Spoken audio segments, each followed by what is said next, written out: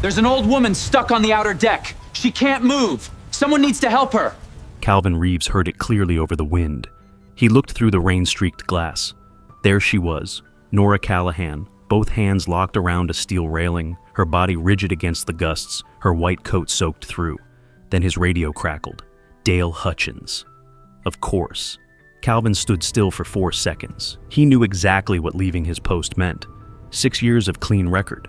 18 months earning a maritime certification that Hutchins had quietly buried twice. A mortgage application due tomorrow that needed proof of a promotion that kept getting delayed for reasons nobody ever wrote down.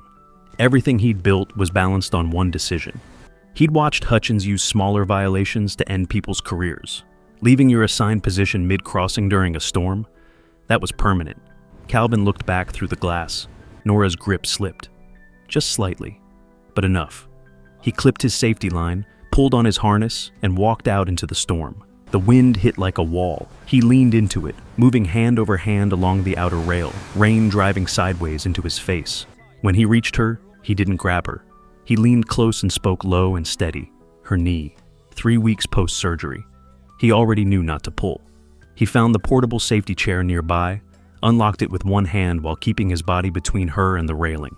He talked her through every step until she was moving. 6 minutes. It felt like 30. When they got inside, he wrapped his own jacket around her shoulders. She was shaking. Neither of them spoke.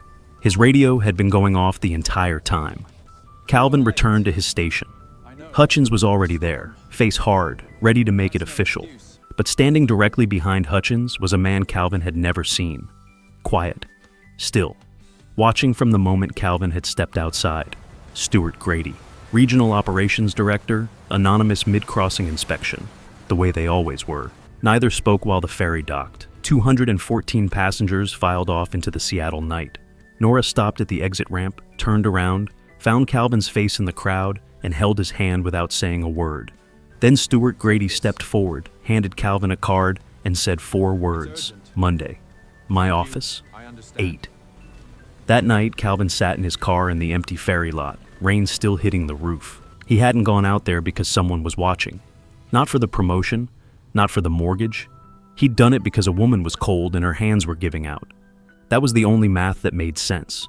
Turns out, it's the only math that matters. Drop a comment if you believe that. Right? He chose right when it cost